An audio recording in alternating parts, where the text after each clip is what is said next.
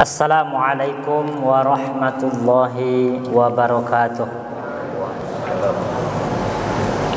Alhamdulillahi wa kafa, salatan wa salaman ala rasulillahil mustafa. Raditu billahi rabba wa bil islami dina wa bi muhammadin nabiyya wa rasulah. Allahumma la ilma lana illa ma 'allamtana wa 'allimna ma yanfa'una innaka antal alimul hakim. Amma ba'du, Bapak Ibu jemaah zuhur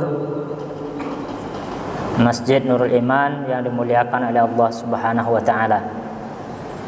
Bersyukur kita kepada Allah Subhanahu wa taala yang beliau masih mengizinkan kita untuk dapat melaksanakan kewajiban-kewajiban kita kepadanya, yang merupakan bekal yang sebanyak mungkin kita persiapkan sebagai salah satu asbab dimasukkannya kita ke dalam syurga Jannatun Na'im. Dengan ucapan alhamdulillahilladzi bi ni'matihi tatimmus shalihat. Segala puji bagi Allah yang dengan nikmat-nikmatnya sempurnalah pelaksanaan amal soleh.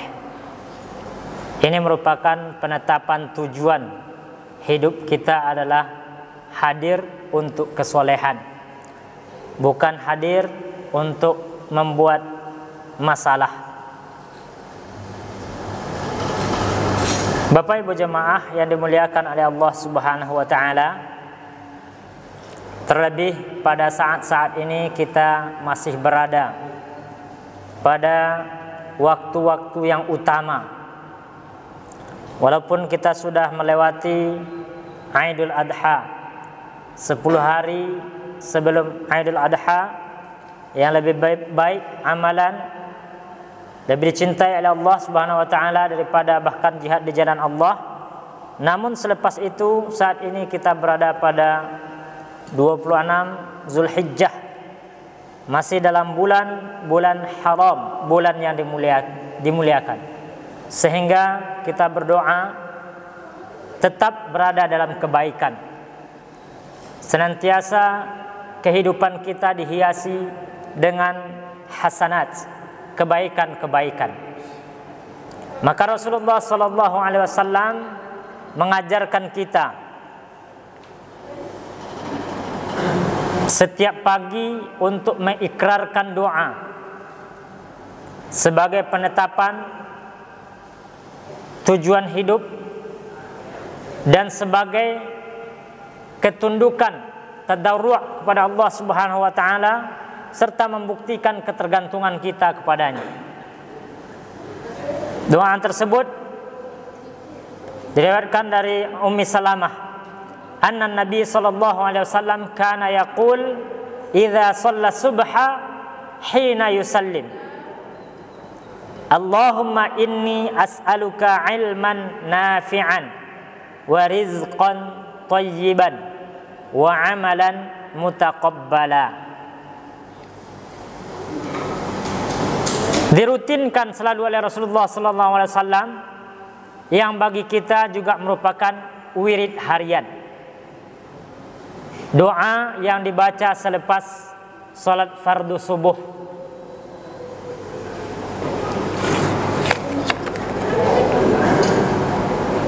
Beberapa hikmah yang dapat kita ambil ketika kita mampu mendalami makna 3 penggalan permintaan kebaikan ini, yakni kebaikan di dalam ilmu, kebaikan di dalam rezeki, dan kebaikan di dalam amal. Karena walaupun ilmu mulia, rezeki dari Allah, kemudian amal, kata amal itu konotasinya positif, namun ia bisa juga bermakna negatif, merugikan pelakunya ketika dia tidak mendapatkan kebaikan, tidak ada hasanah di dalamnya. Maka doa Allahumma inni as'aluka ilman nafi'a, ya Allah, aku memohon kepadamu ilmu yang bermanfaat. Orang-orang yang memiliki ilmu, dia berada pada dua tantangan. Dia memiliki potensi yang tinggi ketika ia mampu mengamalkan, bahkan mendakwahkan ilmu yang dimilikinya, maka inilah kebaikan, keberkahan dari ilmunya. Tapi sebaliknya, orang yang tidak mendapatkan kebaikan dalam ilmunya, ia juga berpeluang besar untuk melakukan kesalahan-kesalahan yang besar yang tak mampu dikerjakan oleh orang-orang awam. Pelanggaran-pelanggaran besar mampu dikerjakan oleh orang-orang yang berilmu karena dia tidak mendapatkan kebaikan daripada ilmu yang diperolehnya. Maka kita senantiasa meminta keberkahan ilmu kepada Allah Subhanahu wa taala. Sehingga selain doa ikrar tadi, banyak doa-doa, rangkaian doa terkait dengan ilmu yang diajarkan oleh Rasulullah sallallahu alaihi wasallam. Di antaranya, Allahumma anfa'ni bima 'allamtani. Ya Allah, berikanlah manfaat dari apa-apa yang telah Engkau ajarkan kepadaku. Wa 'allimni ma yanfa'uni, dan ajarkanlah kepadaku sesuatu yang bermanfaat. Wa zidni 'ilma, dan tambahlah ilmu tersebut, ilmu yang berkah. Dan sebaliknya juga ada doa-doa yang diajarkan agar kita terhindar dari keburukan-keburukan ilmu. Allahumma inni a'udzubika min ilmin la yanfa'. Ya Allah, aku memohon kepadamu, berlindung kepadamu dari ilmu yang tidak bermanfaat. Wa min qalbin la yakhsha, dari hati yang tidak khusyuk, yang gelisah selalu. Wa min amalin la yurfa', dari amalan yang tidak diangkat kepada Allah Subhanahu wa taala karena amalan yang tidak diridhoi oleh Allah Subhanahu wa taala. Ilmin la yanfa', qalbin la yakhsha, bahkan min da'watin la yustajabu laha, dari doa-doa, permintaan-permintaan yang tidak diijabah oleh Allah Subhanahu wa taala. Maka ilmu yang bermanfaat merupakan syarat sesuatu ilmu tersebut layak kita miliki. Namun sekiranya ilmu yang banyak memberikan mudarat, ini adalah ilmu yang tidak bermanfaat, yang tidak layak disandang oleh seorang yang beriman. Bapak Ibu jemaah yang dimuliakan oleh Allah Subhanahu wa taala, Syekh Asy-Sya'di menyebutkan ada 4 macam ilmu yang tidak bermanfaat sesuai dengan level-levelnya. Yang pertama, ada yang memang 100% ilmu itu berbahaya, tidak layak untuk dipelajari. Ilmu sihir, kemudian mempelajari akidah-akidah yang menyimpang, akidah sesat, sementara dirinya belum memiliki dasar akidah yang lurus, akidah yang sahih. Lalu dia sudah mempelajari akidah-akidah lain yang sesat. Ini 100% berbahaya, atau minimal dominannya berbahaya. Maka ini adalah ilmu yang sangat tidak bermanfaat. Kemudian kategori kedua adalah orang yang sibuk dengan ilmu dunia saja, walaupun hukumnya mubah, tapi kesibukannya dalam menggeluti ilmu dunia ini sampai melalaikan kewajiban kepada Allah. Seorang laki-laki yang mukallaf diwajibkan, ya, salah satu pendapat diwajibkan untuk melaksanakan fardu berjamaah di setiap waktunya, 5 waktu. Namun karena kesibukannya dengan ilmu yang mubah ini, sampai dia meninggalkan kewajiban-kewajiban tersebut, maka ilmu tersebut tidak memberikan keberkahan, kebermanfaatan. Lalu yang ketiga tingkatnya adalah orang yang memiliki ilmu agama, namun hanya sekedar ilmu, tidak diamalkan. Banyak orang yang wawasannya luas, pendalilannya kuat, tapi hanya sampai pada ilmu itu, tidak sampai diamalkan, apalagi didakwahkan, apalagi mampu bersabar dalam mengamalkan dan mendakwahkan ilmu tersebut. Ini adalah kerugian dari ilmu yang tidak bermanfaat. Lalu kemudian yang keempat, yang terakhir adalah bahwa seseorang sibuk dengan ilmu alam, ilmu modern, sehingga dia berpaling dari ilmu agama.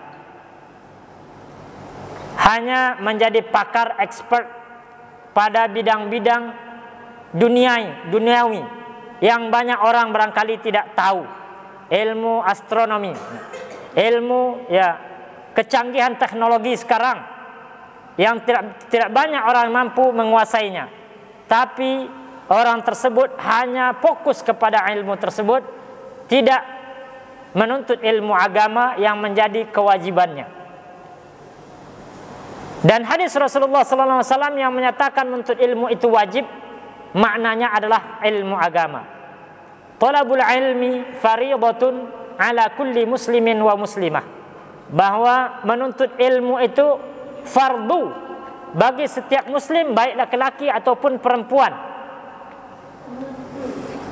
Maka kewajiban ini maksudnya adalah ilmu-ilmu agama syar'i yang mengantarkan menunaikan kewajibannya kepada Allah, penyembahan kepada Allah, meluruskan akidahnya, membenarkan cara beribadahnya, mendapatkan amalan-amalan atau akhlak yang mulia ketika bermuamalah kepada Allah Subhanahu wa taala.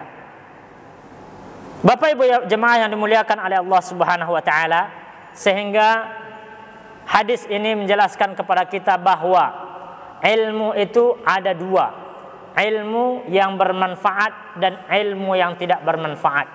Kita berupaya selain daripada doa, kemudian berikhtiar sedemikian rupa untuk mendapatkan ilmu yang bermanfaat. Begitupun kita berlindung kepada Allah dari ilmu yang tidak bermanfaat dan menjauhi sejauh-jauhnya ketidakbermanfaatan ilmu tersebut. Lalu yang kedua, permintaan kita setiap pagi adalah rizqan thayyiban, rezeki yang baik. Maka rezeki yang baik ini juga terbagi dua. Rezeki terbagi dua, ada yang baik dan ada yang tidak baik. Bahkan salah satu proses perjalanan akhirat kita, bahwa anak Adam itu tidak akan bergerak kakinya sebelum ditanyai. Salah satu pertanyaannya adalah tentang harta. Min aina iktasab wa fima anfaqo. Dari mana didapat harta tersebut dan kepada jalan apa dibelanjakan. Maka rizqan thayyiban, rezeki yang baik, secara zahir dan batin. Secara zahirnya memang zat dari harta tersebut adalah harta yang halal secara zatnya. Kemudian secara batinnya, cara mendapatkannya juga merupakan cara yang diridhoi oleh Allah Subhanahu wa taala. Tidak dengan menghalalkan segala cara, tidak dengan kemaksiatan menghasilkan harta, tidak dengan menipu, tidak dengan berbuat curang, berbuat gharar, berbuat zalim terhadap orang lain untuk mendapatkan harta. Maka ini tidaklah harta yang baik. Namun harta yang baik adalah sumbernya, sumber yang jelas, sumber yang diberkahi oleh Allah Subhanahu wa taala. Kemudian salah satu rezeki yang baik ini adalah ketika membelanjakan rezeki tersebut semakin mendekatkan diri kepada Allah untuk saling memotivasi akan ketakwaan, untuk semakin dekat dengan Allah, mampu melaksanakan amaliyah-amaliyah dengan harta, bersedekah, berzakat, mendukung program dakwah, mendukung pembibitan kader dakwah, tahfiz Quran. Maka ini pembelanjaan harta yang diridhoi oleh Allah, dan ini yang kita pinta kepada Allah Subhanahu wa taala. Bukannya seseorang semakin beri harta yang berlimpah, maka dia semakin jauh daripada Allah, semakin mudah untuk berbuat maksiat. Yang orang miskin tak mampu berbuat maksiat dengan harta. Tapi orang kaya ketika hartanya tidak berkah, maka dia mudah untuk berbuat maksiat dengan harta yang tersebut. Wal'iyadu billah. Kita berlindung kepada Allah dari harta yang demikian. Kemudian wa amalan mutaqabbala, amal yang diterima. Di sini juga ada dua pembagian, bahwa ada amal yang tidak diterima dan ada amal yang diterima di sisi Allah Subhanahu wa taala. Yang penting adalah amal yang diterima di sisi Allah Subhanahu wa taala. Walaupun kadang amal seseorang diterima di kalangan masyarakat, diterima oleh manusia, tapi ketika Allah tidak menerimanya, inilah yang tidak termasuk ke dalam amalan mutaqabbala. Adapun bonus-bonus duniawi, mendapat pandangan baik di tengah masyarakat, maka ini dia tidak hiraukan. Ini adalah kemuliaan yang diberikan oleh Allah Subhanahu wa taala setelah dia betul-betul memusatkan amal adalah amal yang berterima di sisi Allah Subhanahu wa taala. Apatah lagi kita akan memasuki awal tahun Hijriah. Jangan sampai kita berbuat amalan-amalan yang tidak diterima.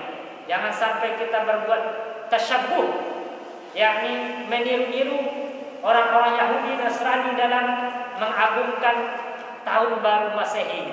Namun kita dalam tahun baru Islam tidak perlu mengagung-agungkan, karena Rasulullah SAW membatasi bahwa pengagungan hari raya itu hanya dua, yakni Raya Idul Fitri dan Idul Adha. Maka tidak perlu diagung-agungkan awal tahun Hijriah, bahwa di masa Rasulullah SAW belum ada tanggal tersebut, belum ada tahun tersebut. Tahun tersebut hanya ada pada masa pemerintahan Umar bin Khattab. Nah, ketika gubernurnya Abu Musa mengirim komplain membandingkan isi suratnya dengan surat orang-orang Nasrani, memiliki tanggal, memiliki bulan dan tahun, sehingga Umar menanggapi perhitungan tahun ini dengan berembuk bermusyawarah, sehingga tidak ada yang istimewa, bahwa 12 atau belasan tahun setelah kekhalifahan baru muncul namanya tahun Hijriah, sedangkan sebelumnya tidak ada. Maka tidak ada keutamaan-keutamaan dari awal tahun Hijriah.